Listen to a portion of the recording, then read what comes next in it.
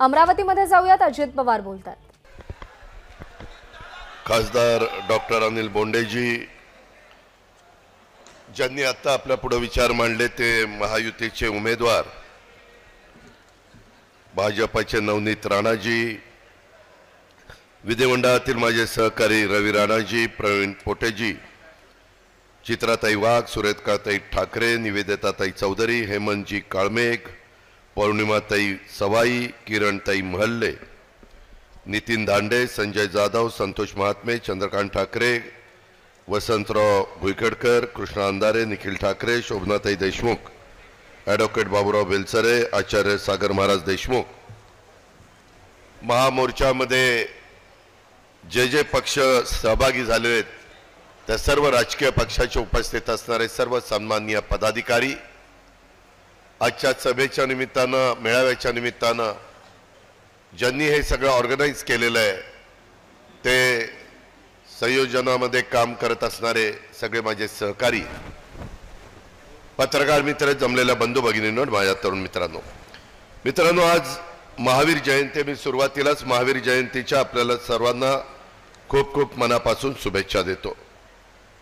खरं तर संपूर्ण देशामध्ये निवडणुकीची धामधूम चालू आहे आणि त्याच्यामुळे साहजिकच या अमरावती लोकसभा मतदारसंघाच्या महायुतीच्या उमेदवाराच्या प्रचाराच्या निमित्तानं मी आपल्या परिसरामध्ये आलेलो आहे। आपण सगळ्यांनी स्वागत केलं त्याबद्दल सुरुवातीलाच आपल्याला धन्यवाद देतो।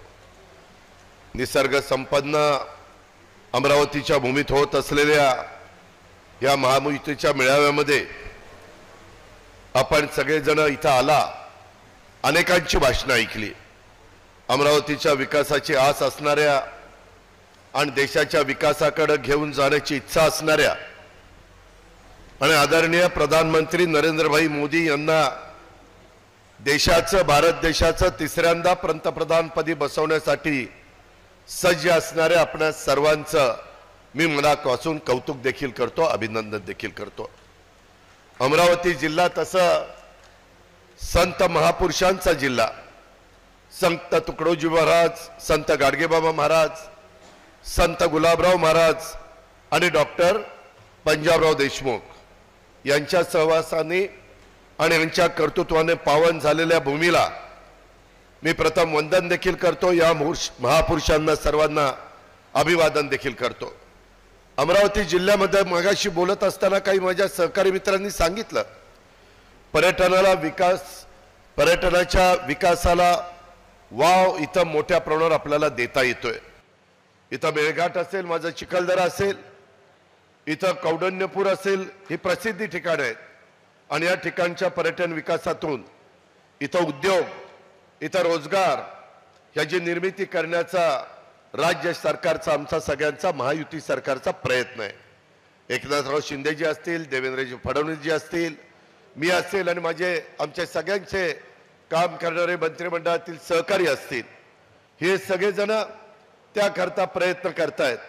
अमरावती जिल्ह्यातल्या नागरिकांच्या जिव्हाळ्याची कामं होण्याच्या करता जिल्ह्यामध्ये सुरू असलेले महत्त्वाचे प्रकल्प, महत्त्वाकांक्षी प्रकल्प पूर्ण करण्याच्या करता तसंच नवीन प्रकल्प देखील माझ्या या अमरावती भागामध्ये आले पाहिजे आणि जिल्ह्याचा विकास झाला पाहिजे, ते आणण्याच्या करता अमरावती लोकसभा मतदारसंघातून धडाडीचा उमेदवार म्हणून नवनीत राणा यांना प्रचंड बहुमताने घड्याळाच्या कमळाच्या, कारण महायुतीमध्ये कमळ पण आहे, घड्याळ पण आहे, धनुष्यबाण पण आहे आणि काल आपल्या पंतप्रधानांनी परभणीला सभा घेतली, ते आपले महादेव जानकरांची शिट्टी देखील पोलीस वाजवतात, ती शिट्टी देखील आहे आणि आता 2 सभा घड्याळाच्या घेऊन आल्यामुळे घड्याळ तोंडामध्ये आलं।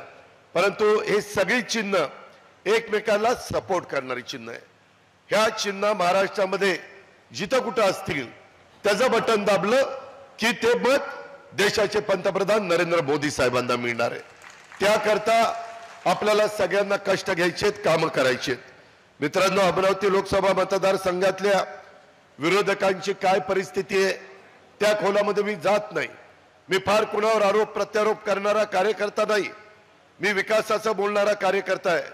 आज देशामध्ये देखील विकास पुरुष या नात्याने नरेंद्र मोदी साहेबांच्याकडे त्या ठिकाणी बघितलं जातं. त्याच्यामुळं मगाशी चित्राताईंचं मी भाषण ऐकलं, इतर माझ्या सहकाऱ्यांचं भाषण ऐकलं. त्यांनी काही मुद्दे उपस्थित केलेले होते, त्याला तोडीसतोड जबाब देण्याचं काम केलेलं आहे. त्याकरता मी अधिक त्याच्यामध्ये वेळ घेऊ इच्छित नाही. परंतु आपण निवडून दिलेल्या महायुतीचे उमेदवार भाजपचे आपले कमळाचा खून घेऊन हे दिल्लीला आपले प्रश्न समस्या मांडायच्या करता चाललेले आहेत. आदरणीय मोदी साहेबांच्या नेतृत्वाखाली सुरू असलेली विकासाची गंगा गेले 10 वर्ष आपण सगळेजण पाहतोय. आपल्या अमरावतीपर्यंत ती गंगा पोचवायची आणि आपल्या अमरावतीचं नाव देखील आपल्याला देशामध्ये मोठं करायचंय. देशाचा गौरव जगामध्ये वाढवण्यासाठी पुन्हा एकदा या देशाच्या 135 कोटी जनतेची सूत्र ही तमाम भारतीयांना ही मोदी साहेबांच्याकडे देण्याची गरज आहे. मी इतके दिवस 14लाही मोदी साहेबांना विरोध केला. त्यावेळेस नवनीत राणा आमच्या पक्षाच्या उमेदवार होत्या. 2019ला देखील मी विरोध केला. त्यावेळेस आम्ही जी आघाडी केलेली होती त्या आघाडीचे उमेदवार या नात्याने त्याच्यामध्ये त्यांना मी राष्ट्रीय युवा स्वाभिमानी पार्टी, मला रवी राणा म्हणाला की दादा ही मी पार्टी काढलेली आहे, त्या पार्टीतनं मी उभं करतो, तुम्ही सगळ्यांनी पाठिंबा द्या. तशा पद्धतीने आम्ही पाठिंबा दिला, त्या निवडून आणल्या. परंतु मित्रांनो, मी एक बघितलं, मी अनेक वर्ष जवळपास 91 साली मी पहिल्यांदा खासदार झालो आणि लगेच सुधाकर नाईकांच्या मंत्रिमंडळामध्ये राज्यमंत्री मला केलं. तेव्हापासून आजपर्यंत मी महाराष्ट्राच्या राजकारणामध्ये काम करत असताना तुम्ही पाहताय 33 वर्ष झाली, काही थोडा काळ झालेला नाहीये. आणि त्यामध्ये हे काम करत असताना मी अनेकांना जवळनं बघितलंय. परंतु मित्रांनो, त्या काळात मी खासदार ज्यावेळेस झालो तेव्हा PV नरसिंहराव आपल्या रामटेकमधून निवडून आलेले होते. त्याच्या आधी ते आले होते, नंतर ते पंतप्रधान झाले. आणि त्या पंतप्रधानापासून मी आता नरेंद्रभाई मोदींची पण कारकीर्द सगळ्यांची बघितली. 10 वर्ष नरेंद्रभाईंची बघितली, 10 वर्ष डॉक्टर मनमोहन सिंगांची बघितली, वाजपेयी साहेबांची एकदा 13 दिवसाची, 13 महिन्याची आणि 5 वर्षाची बघितली. त्याच्या आधीच्या काळामध्ये जे कोणी पंतप्रधान झाले त्या सगळ्यांची कारकीर्द बघितली. परंतु मित्रांनो, तुमचा माझा देश 18 पगड 12 बलुतेदारांचा देश आहे. इथं युगपुरुष छत्रपती शिवाजी महाराज आहेत. हिंदवी स्वराज्याची स्थापना करत असताना महाराजांनी कधी जातीपातीचा नात्यागोत्याचा विचार केलेला नव्हता. महाराजांनी सर्वांना बरोबर घेऊन हिंदवी स्वराज्याची स्थापना केली. सगळ्या मावळ्यांना त्यांनी एकवटलं आणि त्याच्यातनं इतिहास निर्माण केला. हा आपल्या सगळ्यांना माहिती आहे.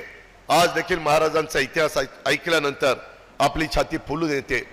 मी हा निर्णय, मी विकासाच्या मागे जाणारा कार्यकर्ता आहे. मी अनेकदा आमच्या सहकाऱ्यांना सांगितलं, वडीलधाऱ्यांना सांगितलं, 2014ला आमच्या राष्ट्रवादी काँग्रेस पक्षाने संपूर्ण निकाल यायच्या आधीच भारतीय जनता पक्षाला विधानसभेमध्ये बाहेरनं पाठिंबा दिला. आपले देवेंद्रजी मुख्यमंत्री झाले. आम्हाला सांगण्यात आलं की काही दिवसांनी आपल्याला इथं सरकारमध्ये जायचं. परंतु कुठं काय खटकलं माहिती नाही. आम्ही फक्त वरनं आदेश यायचे, आम्ही त्याची अंमलबजावणी करायचो. एक हाडाचा कार्यकर्ता म्हणून मी महाराष्ट्रामध्ये फिरायचो. मित्रांनो, मला पहाटे 5ला उठून 6ला कामाची सवय. मी अक्षरशः माझ्या मतदारसंघात 6 वाजल्यापासून कामाला सुरुवात करतो आणि ते सातत्य मी आजपर्यंत टिकवलेलं आहे. त्याच्यामुळं मी कामाचा माणूस आहे. आज देशाचे पंतप्रधान देखील नरेंद्रभाई मोदी हे बघा 24 तासातले 18, 19, 20 तास काम करत असतात. परदेशातनं आले तरी जेटलॅग नसतं, लगेच कामाला सुरुवात.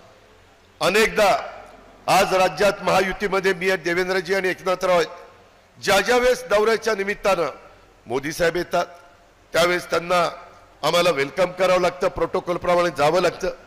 ज्या वेळेस चर्चा करायची वेळ त्यावेळेस सतत आपल्या भारताचा विकास, आपल्या भारतातल्या शेवटच्या माणसाला कशी मदत करता येईल, भारत आज जगामध्ये वरच्या क्रमांकावर कसा राहील जगातले सगळे देश भारताकडे अतिशय रिस्पेक्टफुली कसे बघतील. तुम्हाला उदाहरण देतो. आज आपले पंतप्रधान ज्यावेळेस परदेशामध्ये जातात, तुम्ही आम्ही कुणी नसतो, परदेशात भारतीय काही असतात आणि परदेशी लोक असतात, तरी देखील प्रत्येक देशामध्ये इतक्या मोठ्या संख्येने मोदी साहेबांचं स्वागत केलं जातं आणि त्यामध्ये मोदी साहेबांना प्रतिसाद लोक देतात. का देतात? काहीतरी विश्वास आहे म्हणून देतात. हे काही येण्यागमाचं काम नाही. ह्याच्यामध्ये मधल्या काळामध्ये युक्रेन आणि रशियाचं युद्ध झालं. तुम्हाला अमरावतीकरांना माहिती नाही, परंतु युक्रेनमध्ये आपले बरेचसे मेडिकलचे विद्यार्थी तिथे शिक्षण घेत होते. अचानक युद्ध पेटलं. आपल्या मुलांना आणायचं कसं? पालक आम्हाला फोन करायचे, महाराष्ट्रातले इतर राज्यातले लोक परराष्ट्र मंत्रालयाला फोन करायचे. ते सगळं मोदी साहेबांनी बघितलं. मोदी साहेबांनी डायरेक्ट पुतीनला फोन केला आणि सांगितलं, माझ्या मुलांना मुलींना मला भारतात घेऊन यायचंय. त्या काळाकरता युद्ध थांबलं पाहिजे. मित्रांनो, त्यावेळेस आपली विमानं जायची, आपल्या मुला मुलींना टेक ऑफ घ्यायचा, घेऊन यायची. त्यावेळेस युद्ध थांबलेलं असायचं. एवढी ताकद कुणामध्ये? ह्याच्या आधी कधी घडलं? पाकिस्तान सारखं राष्ट्र सातत्याने वाकड्या नजरेने बघायचं, सातत्याने कुरघुड्या करायचं. परंतु जो पुलवामाच्या निमित्तानं दणका दिला, परत त्या पाकिस्तानचं पेकाटच मोडून टाकलं. परत काय पाकिस्ताननी आवाज काढला नाही. आज दैन्य अवस्था त्या पाकिस्तानची आहे. अशा पद्धतीनं एक कर्तबगार नेता आपल्याला मोदी साहेबांच्या रूपाने मिळालेला आहे. आणि जगामध्ये आज आपल्या 5व्या क्रमांकावर अर्थव्यवस्था नेलेली. कुठं? जगामध्ये. आम्हाला ते सांगतात, देशाला सांगतात, आता अजित आपल्याला 3ऱ्या क्रमांकावर भारताची अर्थव्यवस्था द्यायची जगात. त्याच्यामुळं गुंतवणूक वाढणार आहे, GDP वाढणार आहे, आपलं राहणीमान बदलणार आहे. मी मगाशी अनेकांची भाषणं ऐकत होतो. मी त्याच्यामध्ये विशेषतः आमच्या भगिनी त्यांचंही मी भाषण फार बारकाईनं पौर्णिमाताई सवयींचं ऐकलं. मला त्यांची सुखदुःख कळतात, कारण मी पण शेतकऱ्याच्याच पोटी जन्माला आलेलो आहे. आज देखील जरी मी उपमुख्यमंत्री असलो तरी मी माझी शेतीवाडी मीच करतो. त्याच्यामध्ये जी पिकं असतात, फळबागा आणि ऊसाची शेती, ज्याचा उल्लेख डॉक्टर बोंडेंनी केला, खरंय की आमच्या भागामध्ये आम्ही ऊसाची शेती करतो आणि त्याच्यातनं चांगले पैसे आम्हाला मिळतात. परंतु फक्त ऊस उत्पादक शेतकरी समाधानी करून चालणार नाही. आम्ही महायुतीच्या काळात आपल्या देशाचे पंतप्रधान नरेंद्र मोदी साहेबांची मदत घेऊन त्यांच्या नेतृत्वाखाली आपला धान उत्पादक शेतकरी अडचणीत आला. आम्ही त्याला बोनस जाहीर केला. आता तुम्ही भंडारा गोंदियाला चंद्रपूर गडचिरोलीला जाऊन विचारा, पैसे DBT मुळे त्यांच्या अकाउंटला आले की नाही. मित्रांनो, इथं महत्वाचा मुद्दा आहे कापूस आणि सोयाबीन. हे तुमची महत्वाची पिकं. ज्यावेळेस आम्ही सगळेजण धानाला मदत केली, दूध उत्पादक शेतकऱ्यांना दुधाचा दर कमी झाला 5 रुपये लिटरला. जेवढं गाईचं दूध तुमच्या माझ्या राज्यामध्ये माझा शेतकरी गाईपासून त्या ठिकाणी तयार करून मिळवतो, त्या दुधाला रोज 5 रुपये लिटरला राज्य सरकार सबसिडी देतं. 27-28 दर असेल तर त्यांना 33 पर्यंत पैसे मिळतात. पैसे देताना डायरेक्ट DBT आम्ही करतो. थोडंसं त्याच्यामध्ये वेळ लागतोय. कधी सर्व्हर अडचणीमध्ये येतो, कधी ऑनलाईन काही गोष्टी अडचणीत येतात. पण कुणाच्या हातामध्ये दिल्यानंतर माणसापर्यंत, शेतकऱ्याच्या पर्यंत पोहोचताना काही त्याच्यामध्ये पाझरतं. आम्हाला ते पाझरून द्यायचं नाही. जो निर्णय घेईल तो सगळ्याच्या सगळ्या अकाउंटला गेला पाहिजे, त्या शेतकऱ्याच्या खात्यात गेला पाहिजे. अशा पद्धतीनं तोही निर्णय आम्ही घेतला. त्याच्यातून ज्या वेळेस इतर माझा शेतकरी अडचणीत आला त्याला मदत करण्याच्या करता आम्ही पुढे आलो. गारपीट असू द्या, त्याच्यामध्ये अतिवृष्टी असू द्या, त्याच्यामध्ये दुष्काळ असू द्या, त्याच्यामध्ये कुठल्याही प्रकारचं नैसर्गिक संकट आलं तर NDRF SDRF मार्फत आम्हाला अमितभाई शहा देखील मदत करतात, म्हणजेच मोदी साहेब मदत करतात. राज्य सरकारची मदत दोघांचं एकत्र घेऊन SDRFच्या 1.5 पट आम्ही मदत करतो. का? तर माझा शेतकरी अडचणीत येता काळामध्ये 1 रुपयामध्ये पीक विमा तुम्हाला दिलाय, बाकी पैसे राज्य सरकार आणि केंद्र सरकार भरतं. अनेक योजना आहेत ज्याचा उल्लेख मगाशी खासदार डॉक्टर अनिल बोंडेंनी केलेला आहे, मी त्याचा रिपीट करत नाही. त्यांनी मगाशी बोलत असताना सांगितलं 80 कोटी जनतेला राशन, पण मोफत शब्द त्यांनी सांगितला नाही, मुफ्त राशन, फुकट राशन. माझ्या देशातला एक देखील बांधव हा गरीब आहे म्हणून उपाशी पोटी झोपतो असं होता कामा नये. म्हणून मोदी साहेबांनी माग पण 80 कोटी लोकांना मोफत राशन देण्याचा कार्यक्रम चालूच होता, पुढे देखील 5 वर्षाच्या करता मी तो कार्यक्रम चालू ठेवणार. मात्र कुणाला उपाशी पोटी झोपू देणार नाही, त्याला व्यवस्थितपणे अन्नधान्य मिळालं पाहिजे, ही भूमिका मोदी साहेबांची. 3 कोटी लोकांना घर बांधून देणार. इतके दिवस आदिवासी, मागासवर्गीय, भटके यांना घरं मिळायची, बाकीच्या बहुजन समाजाच्या म्हणायचे आम्ही काय केलं, आमच्यात पण गरिबी आहे, आमच्यात ठराविक लोक श्रीमंत असतील परंतु आमच्यात पण गरिबी आहे, मायनॉरिटी मध्ये पण गरिबी आहे, त्याच्यामध्ये त्यांनाही मदत झाली पाहिजे.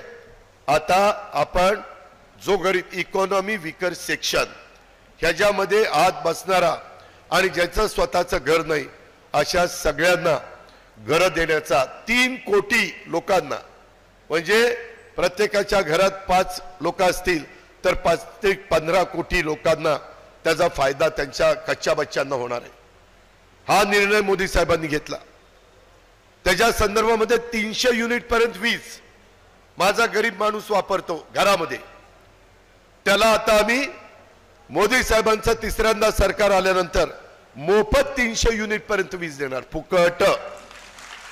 त्याकरता सूर्यप्रकाश आपल्याकडे भरपूर आहे, सोलरवर, पॅनलवर आम्ही प्रचंड मोठी वीज तयार करणार आहे. एकनाथराव शिंदे, देवेंद्र फडणवीस आणि मी 8.5 लाख सोलरचे पंप देण्याचा निर्णय घेतला. माझे शेतकरी म्हणतात दादा दिवसा वीज मिळाली पाहिजे. आता 8 दिवसाला कधी दिवसा कधी रात्री, रात्री कधी कधी बिबट्याचा त्रास असतो, कधी कधी विंचुकाट्याचा त्रास असतो, सापाचा त्रास असतो. म्हणून सूर्य उगवला तुमची मोटर चालू, सूर्य मावळला मोटर बंद, घरी जायचं, कुटुंबामध्ये राहायचं. त्याच्यामुळे दिवसा ढवळ्यात तुम्हाला पाणी हे देता येणार आहे. इथले सगळे मोठे प्रकल्प ह्याला गती देण्याच्या करता मित्रांनो आम्ही पुढाकार घेतलेला आहे, परंतु त्याच्याकरता केंद्रामध्ये देखील मोदी साहेब पाहिजे आणि इथून जाणारा खासदार हा मोदी साहेबांना सपोर्ट करणारा पाहिजे. माग नवनीत राणा 5 वर्षापूर्वी निवडून आल्या, त्या विरोधी पक्षाकडनं निवडून आल्या, आता त्या सत्ताधारी पक्षाकडनं उभ्या आहेत, म्हणजे महायुतीकडनं उभ्या आहेत. त्यांचं पार्लमेंट मधलं काम तुम्ही सगळ्यांनी बघितलं. काही काही लोक चुकीचे आरोप करतात. तुमचा माझा महाराष्ट्र शाहू फुले आंबेडकरांचा महाराष्ट्र आहे.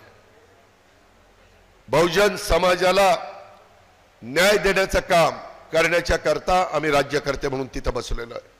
तुम्ही काळजी करू नका. त्यामध्ये कुठेही मी देखील सरकारमध्ये जात असताना बहुजन समाजातल्या माणसाला मदत व्हावी. सत्ता येते सत्ता जाते, ताम्रपट तर कुणीच घेऊन जन्माला आलेलं नाहीये, पण सत्तेचा वापर हा सर्वसामान्य माणसाचे प्रश्न सोडवण्याच्या करता करायचा असतो आणि तो करण्याकरता खंबीर अशा प्रकारचं नेतृत्व देशाला हवं असतं. आज ते देशाला मिळालेलं आहे, ते नेतृत्व आपण सांभाळलं पाहिजे. आज देशात बघा, एकीकडे मोदी साहेब आहेत आणि एकीकडे दुसरे विरोधक आहेत. दुसऱ्या विरोधकांच्याकडे सगळी त्यांची खिचडी झालेली आहे, कुणी नेतृत्व करू शकत नाही. घडीभर धरा, राहुल गांधी त्यांचा नेता. राहुल गांधींची कारकीर्द गेले अनेक वर्ष ते खासदार म्हणून काम करतात. खरं तर डॉक्टर मनमोहन सिंगांच्या काळामध्ये त्यांनी मंत्रिपद घेऊन त्या मंत्रिपदाला न्याय द्यायला पाहिजे होता, परंतु नाही घेतलं. तो त्यांचा अधिकार आहे. आणि मोदी साहेबांची 10 वर्षाची कारकीर्द डोळ्यासमोर ठेवा. मित्रांनो, एवढ्या मोठ्या देशाचा गाडा पुढे नेत असताना प्रश्नाची जाण असणारं नेतृत्व हवं असतं. 24 तासातले 18-18, 20-20 तास काम करणारं नेतृत्व हवं असतं. त्याच्यामध्ये देश पातळीवर काम करताना जगामध्ये देखील तुम्हाला प्रश्नांची माहिती असावी लागते आणि कर्मधर्म संयोगाने ह्या सगळ्या गोष्टी नरेंद्र मोदी साहेबांच्या मध्ये आपल्याला पाहायला मिळतात. त्याकरता आपल्याला त्यांना तिसऱ्यांदा त्यांनी पंतप्रधान करायचंय ते सांगतात. अरे 10 वर्ष झाली, ये तो ट्रेलर था, पिक्चर अभी बाकी है. आता त्यांनी आत्ताच ठरवलंय की लगेचच पुढे काय काय गोष्टी करायच्या आणि तशा प्रकारची त्यांचं नियोजन आहे. त्यांची प्रशासनावर जरब आहे. चांगलं काम करण्याच्या करता प्रशासनावर एक कमांड असणारा नेता हवा असतो. तो मोदी साहेबांच्या मुळे मिळालेला आहे. मित्रांनो, आज माझ्या अमरावतीच्या परिसरामध्ये आपल्या हायब्रिड ॲन्युटीच्या निमित्तानं रस्त्यांची किती 1000 कोटीची कामं आम्ही मंजूर केली माहिती आहे. 2000 कोटी रुपयाची कामं ह्या अमरावती जिल्ह्यामध्ये आपण ॲन्युटीच्या माध्यमातून हायब्रिड ॲन्युटी ह्याच्यातनं मंजूर केलेली आहे. सेंट्रल रोड फंड 300 कोटीची कामं गडकरी साहेबांनी आपल्याला मंजूर करून दिली. कशाला म्हणतात 300 कोटी, कशाला म्हणतात 2000 कोटी? त्या संदर्भामध्ये आपल्याला उद्याच्याला नवनीत राणा महायुतीच्या उमेदवार भाजपच्या उमेदवार म्हणून निवडून जातील त्यावेळेस दिल्लीमध्ये देखील तेच सरकार आहे आणि दिल्लीत मोदी साहेब मदत करतील, राज्यामध्ये एकनाथराव शिंदे, देवेंद्रजी आणि आम्ही लोक मदत करू. त्याच्यातून आपला विमानतळाचा प्रश्न, आपल्याकडे जागा विमानतळाच्या करता आहे. पहिली 1400 मीटर होती, त्याच्यात छोटी छोटी प्लेन उतरत होती. आता 1800 मीटर केली, तरी देखील अजून वाढवण्याची गरज आहे. आपल्याकडे जागा ॲक्वायर केलेली आहे. आता आपल्याला 2400 मीटरची धावपट्टी करायची. नुसती धावपट्टी करून चालणार नाही, त्याकरता टर्मिनल करावं लागेल. त्याची इमारत आपल्याला करायची आहे. नाईट लँडिंगचं काम चालू आहे. ह्या सगळ्या कामामध्ये देखील केंद्राची राज्याची मदत लागते. आपल्याला रेल्वेचं जाळं, वंदे भारत ट्रेन, चांगल्या चांगल्या प्रकारचे रेल्वे स्टेशन, नॅशनल हायवे अजून कुठं काही राहिलेले असतील तिथं चांगल्या चांगल्या प्रकारचे फ्लायओव्हर, चांगल्या प्रकारचे ब्रिजेस, ह्या सगळ्या गोष्टी करायच्या. त्याच्याकरता कोट्यावधी रुपयाचा पैसा लागतो. तुमच्या पुढे अजित पवार जो बोलतोय ना, त्याच्या हातामध्ये राज्य सरकारचे 6 ते 1.25 लाख कोटी रुपयाचं बजेट असतं. उद्याच्या 10 तारखेला माझा पुन्हा बजेट आहे, परंतु 4 तारखेला निकाल लागणार आणि त्याच्यानंतर नवीन सरकार अस्तित्वात येणार. त्याच्यानंतर त्यांचं बजेट होणार संसदेचं, म्हणजे भारताचं, आणि मग त्यांचं झाल्यावर पुन्हा आमचं. त्याच्यावर कदाचित 10 तारीख आम्हाला पुढे ढकलावी लागेल. एकनाथराव, देवेंद्रजी, मी चर्चा करून तो ठरवेत. पण मी तुम्हाला सांगतो 6-1.25 लाख कोटीमध्ये आम्ही ज्यावेळेस योजना देतो त्यावेळेस त्यांचं बजेट आपल्या जवळपास 15 पट मोठं असतं. त्याच्याकरता आपल्याला उद्योग आणायचे. टेक्सटाईल पार्क झालंय, त्याच्यातनं महिलांना रोजगार मिळतोय, पण अजूनही मोठं काम आपल्याला करायचंय. मागाशी मी कापूस आणि सोयाबीनच्या बद्दल बोलत होतो. मित्रांनो, तुम्ही बघा, आचारसंहिता लागायच्या आधी आम्ही जवळपास आठवड्याला 2-2दा कॅबिनेट घेतल्या. का तर निर्णय पटापटा घ्यायचे होते. त्याच्यातून निर्णय घेतले. आम्हाला सोयाबीनची बद्दलची सगळी माहिती जशी धानाची आली, दुधाची आली, तशी आम्हाला पाहिजे होती, परंतु ती माहिती वेळेत आली नाही. कापसाची माहिती वेळेत आली नाही. आम्हाला कापसावर क्विंटलवर मदत नाही करायची, सोयाबीनला क्विंटलवर मदत नाही करणार. कारण काय झालं, माझ्या शेतकऱ्यांनी नड भागवण्याच्या करता कापूस, सोयाबीन विकलेला आहे. आम्ही धानाला आता क्विंटलला मदत करत नाही, आम्ही तिथं हेक्टरला, त्याचं जेवढं क्षेत्र धानाचं होतं त्या पद्धतीनं मदत करतो. तशाच प्रकारची मदत आम्ही कापूस आणि सोयाबीनला त्या ठिकाणी करू. त्याकरता बजेटमध्ये 4000 कोटी रुपयाची तरतूद आम्ही करून ठेवलेली आहे. पण आचारसंहिता त्याच्यानंतर सुरू झाली. तुम्ही असं म्हणाल की काय ही गप्पा मारतो, उद्याच्याला निवडणुकीमध्ये नवनीत राणांना मतं घेईल आणि पहिल्या क्रमांकावरच त्यांचं नाव आहे, तिथं बटणं दाबून घेतल्यावर उद्या म्हणाल की ह्याचं काम झालं नाही. आम्ही शब्दाचे पक्के आहोत. तुम्हाला मदत करणार म्हणजे करणार.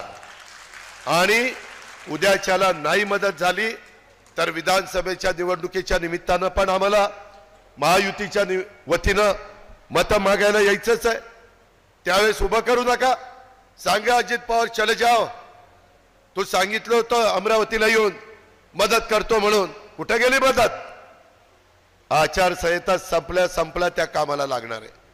आणि माझ्या शेतकऱ्याला मदत करणार म्हणजे करणार.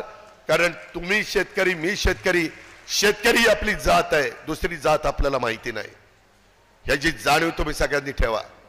विरोधक काही वाटेल तशा प्रकारचे आरोप करतायत, काही आमच्या महिलांना बोलतायत, काही आमच्या नवनीत राणाला बोलतायत. अरे बोलणाऱ्याच्या घरात काय आहे बहिणी आहे की नाही? ही कुठली पद्धत बोलायची? आपली शिकवण काय? छत्रपती शिवाजी महाराजांची शिकवण काय? आपण महिलेचा मान ठेवतो, सन्मान ठेवतो. आज नरेंद्र मोदी साहेबांनी त्या महिलांना 2029च्या निवडणुकीत आता 543 जागा लोकसभेच्या आहेत, त्याच्या व्यतिरिक्त 1/3 जागा महिलांना आरक्षित करून ठेवल्यात. पुढच्या वेळेस तेवढ्या महिला वाढणार आहेत. आपले 288 जागा माझ्या विधानसभेमध्ये महाराष्ट्राच्या आहेत.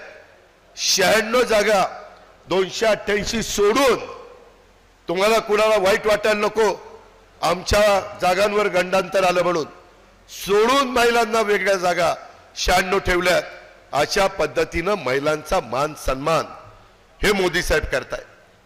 मोदी साहेबांच्यावर आरोप होतो, आम्ही पण करायचो 2014च्या निवडणुकीत, 2019च्या निवडणुकीत. संविधान बचाओ देश बचाओ. आम्हाला आमचे वरिष्ठ सांगायचे अरे संविधान बदलतील.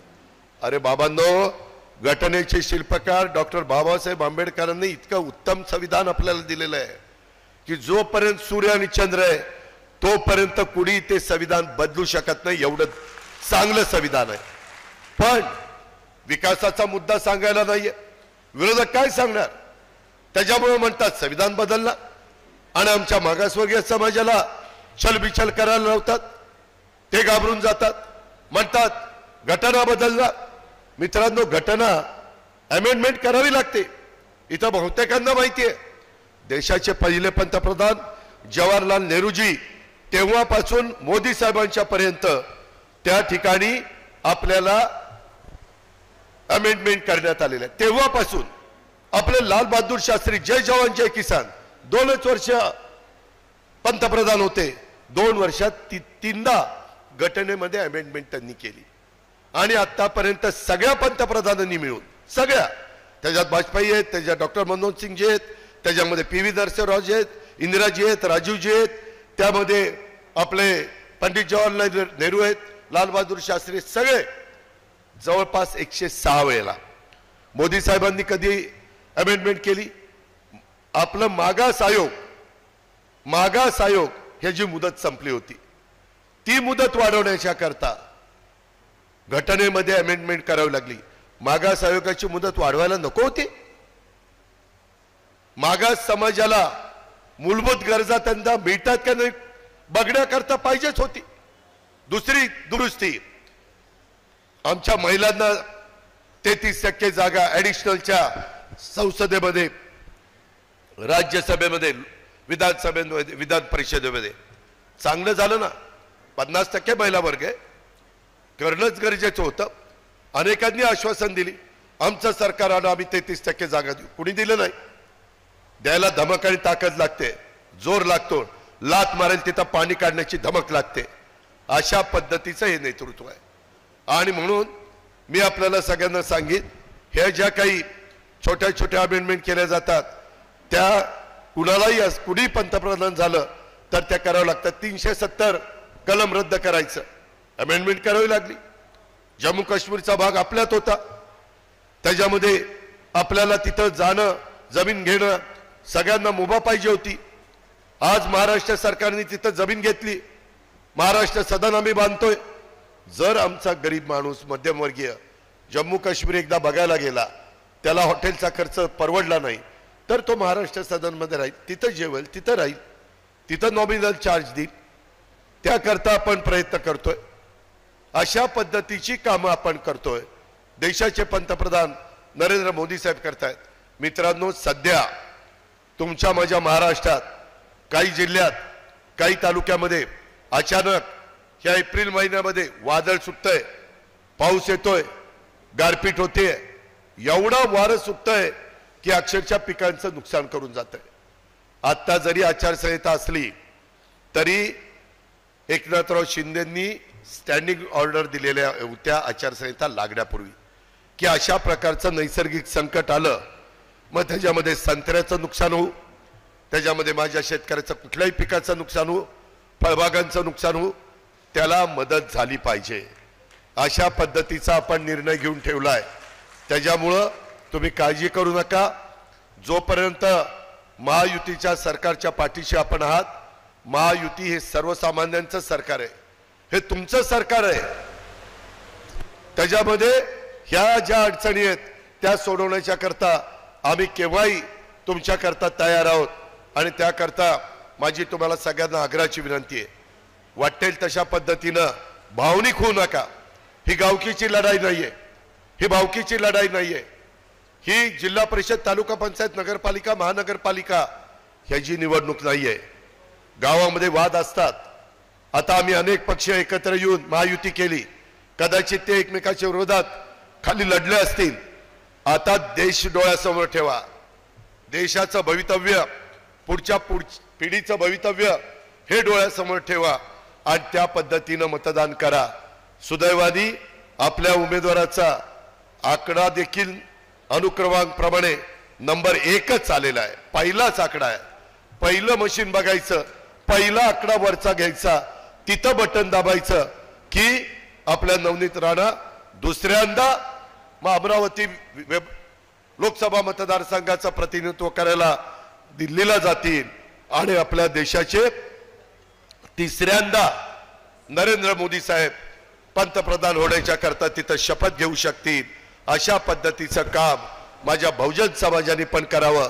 बहुजन समाजाला कुठल्याही परिस्थितीत वाऱ्यावर सोडलं जाणार नाही, कारण मी पण बहुजन समाजाचीच औलाद आहे. त्यामुळे तुम्ही काही काळजी करू नका, कुणाच्याही खोट्या नाट्या प्रचाराला बळी पडू नका. अशा प्रकारची माझी तुम्हाला सगळ्यांना आग्रहाची, नम्रतेची, कळकळीची विनंती राहणार आहे. आज मला अजूनही सकाळी माझ्या पुण्यामध्ये सभा होत्या, आता मी ही सभा केली. मला आता वर्ध्याला जायचंय, रात्री पुन्हा मुंबईला जायचंय, उद्या काही फॉर्म भरायचे आहेत. परंतु त्या निमित्तानं आमच्या भगिनीच्या प्रचाराच्या निमित्तानं मला येता आलं, तुमच्याशी संवाद साधता आला, आपण सगळ्यांनी प्रतिसाद दिला, त्याबद्दल सर्वांना मनापासून धन्यवाद देतो. आणि नवनीत राणांना प्रचंड नंबर 1च्या मताधिक्यांनी आपण सगळ्यांनी निवडणुकीमध्ये निवडून पाठवा. तुमच्या विश्वासाला कुठेही तडा जाऊ न देण्याचं काम, तुमचे प्रश्न तिथं पोट तिडकीनं मागण्याचं काम, तुमच्याकरता केंद्राचा निधी मोठ्या प्रमाणावर आणण्याचं काम नरेंद्रभाई मोदी आणि अमित शहांच्या मदतीनं नवनीत राणा निश्चितपणे करतील. हा विश्वास मी तुम्हाला देतो आणि आपल्या सगळ्यांची रजा घेतो. जय हिंद, जय महाराष्ट्र. तर अमरावतीमध्ये नवनीत राणा यांच्या प्रचारासाठी अजित पवार यांनी सभा घेतलेली आहे. विकासासाठी नवनीत राणांना मत द्या असं आवाहन अजित पवार करतायत. एबीपी माझा, उघडा डोळे बघा नीट.